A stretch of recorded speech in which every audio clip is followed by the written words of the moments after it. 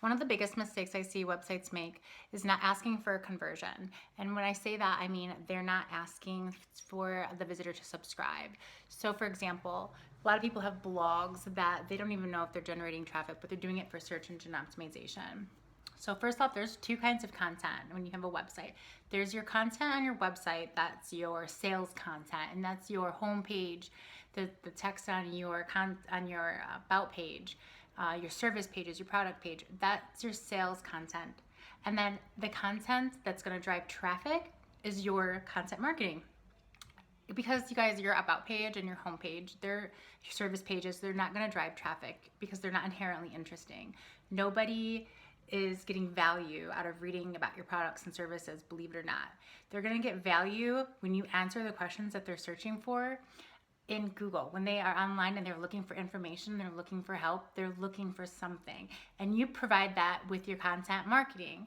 And so if you have a blog that's meant to do that, that's the purpose of it, and you don't have a subscribe button at the bottom, then you're totally throwing away traffic. You're throwing away future relationships, future sales, customers.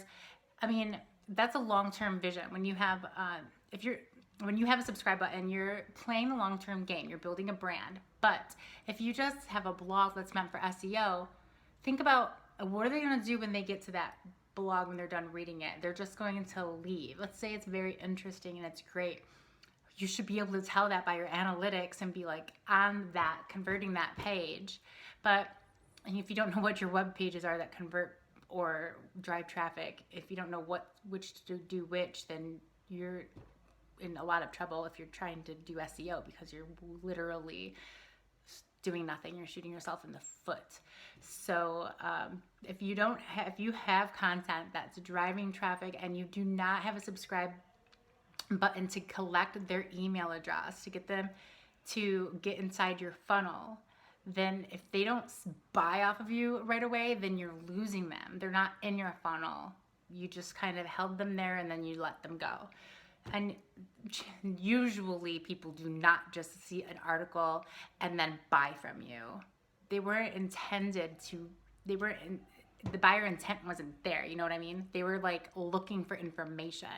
There's a different buyer intent with keywords such as like, I need my air conditioning fixed ASAP. Like that is an example of a high intent to buy keyword. So if you're doing any kind of blogging, you're not going to get a conversion off of it. Like maybe once in a blue moon.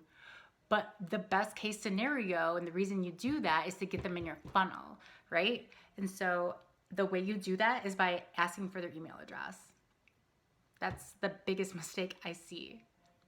And it's such an easy fix. So we'd find out what your highest traffic champions are by analytics, and then use those pages to drive traffic to your product pages. I mean, you can get more elaborate than that, but that's basically what you want to do. You don't want to just let that traffic go. Either send them to your pages that are going to convert them for products if that's what they're going to do. But chances are they're just looking for information.